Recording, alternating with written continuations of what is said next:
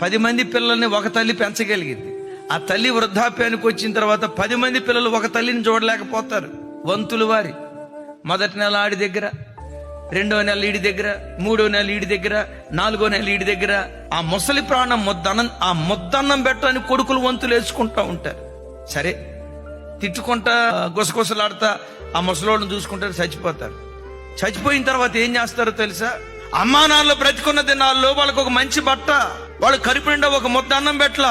వాళ్ళు చనిపోయిన తర్వాత ఊరోళ్ళందరికీ గ్రాండ్ గా భోజనం పెడతాడు. తల్లిదండ్రులు బ్రతికున్న దినాల్లో తల్లిదండ్రుల విలువ తెలియదు.